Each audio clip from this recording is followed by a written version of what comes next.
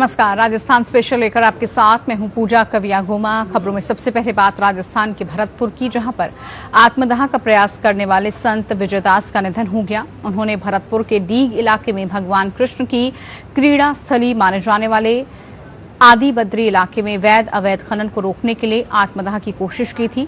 इस दर्दनाक हादसे के बाद हड़कंप मच गया था। उन्हें आनन फानन में दिल्ली के सफदरजंग अस्पताल की बर्न यूनिट में भर्ती किया गया था। यहां उपचार के दौरान उन्होंने दम तोड़ दिया। उनका अंतिम संस्कार उनके गांव में किया जाएगा। दिल्ली से शव को बरसाना लाया जाएगा। यहां साधु संत और बाबा विजयदास की पौत्री दुर्गा उनके अंतिम दर्शन करेंगी। उसके बाद आंदोलन स्थल पसोपा में आम लोगों को उनके दर्शन कराए जाएंगे। उसके बाद अंतिम संस्कार होगा।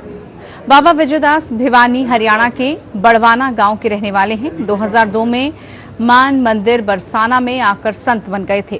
इससे पहले फरीदाबाद की एक कपड़ा फैक्ट्री में वो डिजाइनर एक्सपर्ट थे। एक हादसे में उनके पुत्र और पुत्रवधू की मौत हो गई थी, जिसके बाद वो अपनी पौत्री दुर्गा के साथ मान मंदिर बरसाना आकर रहने लगे।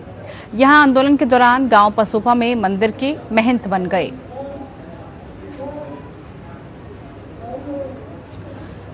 जो संत विजयदास जी दिव्य ज्योति में लीन हो गए, उन्होंने एक तरीके से खनन माफिया के खिलाफ अपने प्राणों की आहुति दी है और उनकी मौत का जिम्मेवार कोई है तो इस खनन माफिया को संरक्षण देने वाली राजस्थान की सरकार है। ब्रज 84 आस्था का स्थान है। जिस तरीके से वहां पर्यावरण को और आस्था को एक संकट और चुनौती थी, 551 दिन से आंदोलन चल रहा था। संत समाज का सरकार के संज्ञान में था, लेकिन सरकार ने उसको नजरअंदाज किया। तो आरोप प्रत्यारोप की राजनीति इसको लेकर शुरू हो गई है। हमारे साथ संवाददाता हरीश आचार्य जुड़ चुके हैं। हरीश, बताइए जरा, अभी तमाम जानकारी क्या मिल रही है, पूरे मामले को लेकर अपडेट क्या है? क्योंकि अब इस पर बीजेपी आरोप कांग्रेस पर लगा रही है कि कांग्रेस के संरक्षण की वजह से ही वहां पर अवैध खनन फल फूल रहा है, जिसका नतीजा ये रहा कि एक संत ने आत्मदाह कर लिया। जी, मैं आपको बता दूं, ये बात बिल्कुल सत्य और सही है। राजस्थान में जिस तरीके से अवैध खनन चल रहा है और उसको लेकर कई जगह पे जो ये घटनाएं हो रही है, कभी किसी अधिकारी पे मतलब कि खनन माफिया अपना हथियार यूज में लेते हैं, उन पे वार करते हैं और इसी तरीके से संत ने उन खनन माफियाओं को रोकने के लिए आत्महत्या का प्रयास किया गया। और जो उन्होंने मतलब कि एक उस क्षेत्र को बचाने के लिए, जो कृष्ण भगवान की भूमि थी, मंदिर था वहां पे, उस जगह को बचाने के लिए उन्होंने अपना आत्महत्या किया। लेकिन प्रशासन तब तक नहीं चाहता, जबकि प्रशासन को कई दिनों से ये धरने पे चल रहे थे और प्रशासन ने उस पर कोई कार्रवाई नहीं की। अवैध खनन इसी तरह चलता रहा। उसी को देखते हुए संत ने, विजयदास जी ने आत्महत्या का जो कदम उठाया वो बहुत गैरनीय एक धक्का है हिंदू समाज पे। हरीश, यहाँ पर उन्होंने अपनी पूरी जीवन लीला समाप्त कर ली, खत्म कर ली, लेकिन जो बड़ा सवाल है वो अवैध खनन, अवैध माफियाओं को लेकर है। उन पर शिकंजा कब और कैसे कसा जाएगा? सरकार, प्रशासन इसके लिए क्या कर रही है? देखिए, अभी इसी को हम देखते हैं तो जैसे कि जो खनन मंत्री है प्रमोद जैन भाया, वो फुटबैक पे आगे हैं। उन्होंने, जबकि पहले सूचित किया गया था, उनको ज्ञापन दिया गया था, उन्होंने इसके लिए आश्वासन दिया था हम बंद करेंगे इस खनन को, लेकिन उन्होंने अभी तक इस खनन को कोई किसी तरीके से बंद नहीं किया। लेकिन जब विजयदास जी संत ने आत्महत्या का उनको मालूम चला तो बिल्कुल जो है वो सरकार और प्लस वहां के मंत्री वो बैकफुट पे आ गए। उन्होंने उसके लिए खास कदम उठाने के लिए प्रयासरत है, लेकिन अभी तक उसमें सफल नहीं हो पाए हैं। पूरे राजस्थान में खनन माफिया है जो किसी भी तरीके से अपना कार्य करने के लिए किसी को भी निशाना बना रहे हैं। हरीश, अब ऐसे में क्या आगे की कार्रवाई लग रही है? आगे लग रहा है कि किसी पर शिकंजा कसा जाएगा? क्योंकि अगर इस तरह के मामले बार बार, और ये एक मामला पहला नहीं है, इससे पहले भी लगातार कोशिशें की जा रही हैं, कई इसको लेकर आंदोलन किए गए हैं। संत समाज लगातार इस अवैध खनन को रोकने के लिए कोशिश कर रहा है, बावजूद इसके प्रशासन नाकाम साबित हो रहा है। जो सुनने में आता है वो हर बार यही आता है, प्रशासन कोशिश कर रहा है, लेकिन प्रशासन द्वारा कोई कोशिश नहीं की जाती।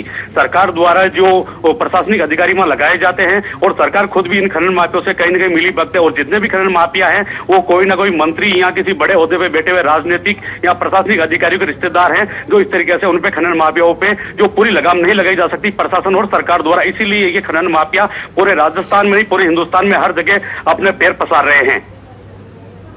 चलिए, बहुत शुक्रिया हरीश आचार्य जी आपका, तमाम जानकारी जो आपने साझा की। तो इधर राजस्थान के सीएम अशोक गहलोत 30 जुलाई को हिडोली नैनवा क्षेत्र का दौरा करेंगे, जिसको लेकर युवा मामले, खेलकूद, सूचना और जनसंपर्क राज्य मंत्री अशोक चांदना ने हिंडौली नैनवा क्षेत्र के बासी, दुगारी, सादेड़ा, मरा, गुड़ा सदवा, भेजनरी, डोडी, डोकोन, खानपुरा और फुलेता गांव का दौरा किया और कार्यक्रम की तैयारियों का जायजा लिया। इस दौरान उन्होंने विकास कार्यों और समस्याओं को लेकर स्थानीय लोगों से संवाद किया। राज्य मंत्री अशोक चांदना ने बताया 30 जुलाई को सीएम कई विकास योजनाओं की आधारशिला रखेंगे, जिससे इलाके में पानी, बिजली, सड़क, चिकित्सा, शिक्षा जैसी मूलभूत सुविधाओं का विकास होगा और लोगों का जीवन उच्च स्तर पर पहुंचेगा। चंबल पेयजल परियोजना से हिंडौली नैनवा के प्रत्येक घर में चंबल का पानी पहुंचेगा। स्वास्थ्य सुविधाओं का जिक्र करते हुए राज्य मंत्री अशोक चांदना ने कहा कि मेडिकल कॉलेज और बड़े बड़े शहरों में मिलने वाली बेहतर स्वास्थ्य सुविधाएं यहीं पर मिलने लगेंगी। पूरे हिंडौली क्षेत्र में सड़कों का जाल बिछाया जा रहा है। इसका लाभ आने वाले दिनों में स्थानीय लोगों को मिलेगा। उन्होंने कहा सर्दी के मौसम में किसानों को दिन में बिजली आपूर्ति की जा रही है, इससे किसानों को काफी राहत मिली है।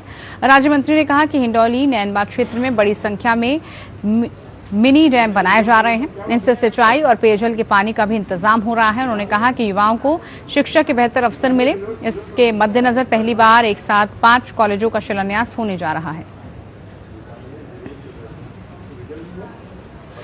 इधर ईडी की सोनिया गांधी से पूछताछ के विरोध में राजस्थान के श्रीगंगानगर में कांग्रेस कार्यकर्ताओं ने जिला कलेक्ट्रेट पर जमा होकर केंद्र सरकार के खिलाफ विरोध प्रदर्शन किया। प्रदर्शनकारियों ने केंद्र सरकार पर निशाना साधते हुए ईडी और अन्य केंद्रीय जांच एजेंसियों के गलत इस्तेमाल का आरोप लगाया। इस दौरान प्रदर्शनकारियों ने केंद्र सरकार का पुतला फूंका और सरकार को रंगा बिल्ला सरकार बताया। विरोध प्रदर्शन पूर्व विधायक सोना देवी बावरी, श्रीगंगानगर के अनेक कांग्रेस कार्यकर्ता इसमें शामिल हुए।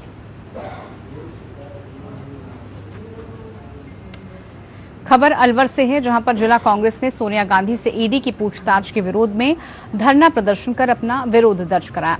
शहीद स्मारक पर जमा हुए जिला कांग्रेस पदाधिकारी, जनप्रतिनिधियों ने केंद्र सरकार की नीतियों की आलोचना करते हुए कांग्रेस अध्यक्ष से नेशनल हेराल्ड मामले की जा रही पूछताछ को गलत करार दिया।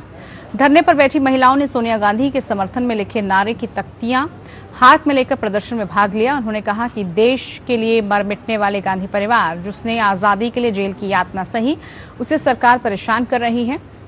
इंदिरा गांधी की बहू को बिना कोई कारण ईडी द्वारा पूछताछ के लिए बुलाया जाना केंद्र सरकार की जिद है। प्रदर्शनकारियों ने कहा देश में विकास की जगह पर मोदी सरकार हिंदू मुसलमान कर रही है, महंगाई चरम पर है और सरकार नए जीएसटी लगा रही है। वहीं उन्होंने कहा कि 2024 के चुनाव में जनता मोदी सरकार को उखाड़ फेंकेगी। वहीं कांग्रेस सत्ता में आएगी तब नरेंद्र मोदी के साथ भी ऐसा ही व्यवहार किया जाएगा।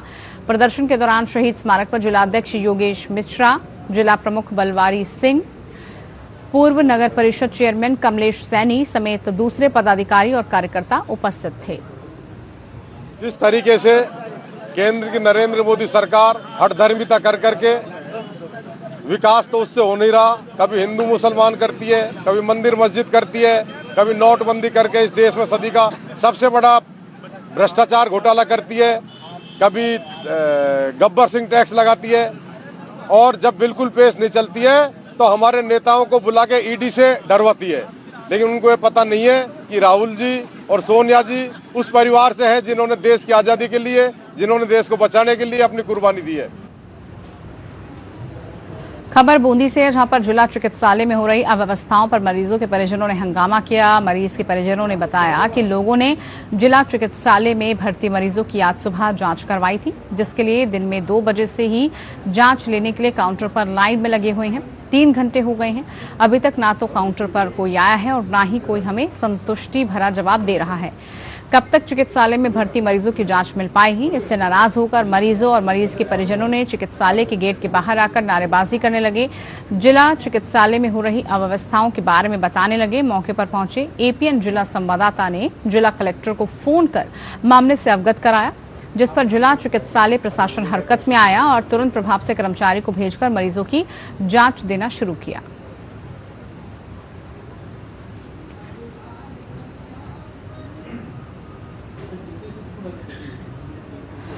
वहीं सीकर में पीसीसी चीफ गोविंद सिंह डोटासरा को एस्कॉर्ट करने वाली पुलिस रींगस इलाके में गाय को बचाने की कोशिश में पलट गई। हादसे में 4 पुलिसकर्मी घायल हो गए। चारों पुलिसकर्मियों को इलाज के लिए रींगस के जेडी अस्पताल में भर्ती कराया गया। घटना की पुष्टि करते हुए पुलिस अधीक्षक कुंवर राष्ट्रदीप ने बताया कि पीसीसी चीफ गोविंद सिंह डोटासरा की गाड़ी को पुलिस एस्कॉर्ट कर रही थी। इसी दौरान रिंगस इलाके में पुलिस गाड़ी के सामने अचानक गाय के सामने आ गई, जिसको बचाने की कोशिश में गाड़ी पलट गई, जिसमें एएसआई रामकरण समेत 3 पुलिसकर्मी घायल हुए, जबकि पीसीसी चीफ गोविंद सिंह डोटासरा सुरक्षित रहे। बात अब चूरू की, जहां पर सरदार शहर से पुलिस ने मोटरसाइकिल चोरी के मामले में बड़ी कार्रवाई करते हुए 7 बिना नंबर की मोटरसाइकिल जब्त कर ली और 2 संदिग्धों को गिरफ्तार किया।